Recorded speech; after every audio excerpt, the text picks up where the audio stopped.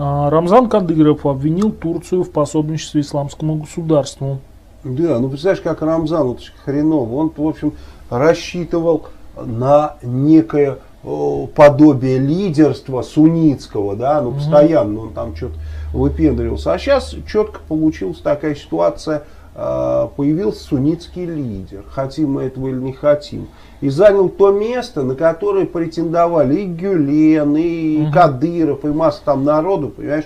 Причем безосновательно они все претендовали. И сам Эрдоган безосновательно претендовал на это место, но вдруг раз, и Путин ему такой подарок сделал с этим самолетом, со всеми делами. И вот он возник. И что ему сейчас сделать?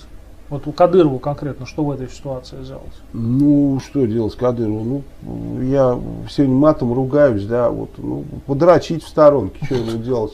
Курить где-то в стороне. Ну, вот если взять... Да. Что Кадырову делать? Кадырову ничего не делать, он никакой не лидер и никогда им не будет. Все, понимаешь, никогда. Ну, а вот лидером надо родиться.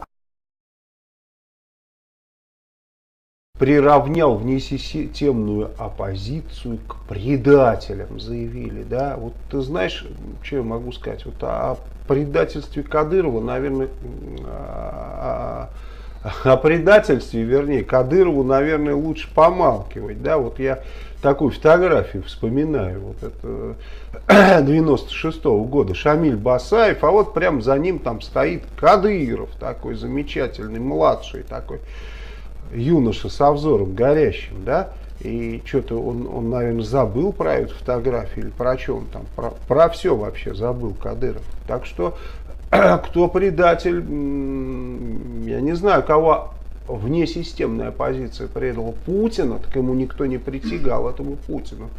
Вот. Ты знаешь, когда Кадыров говорил о предательстве, я вот вспоминаю, как-то я слышал разговор шлюх о нравственности.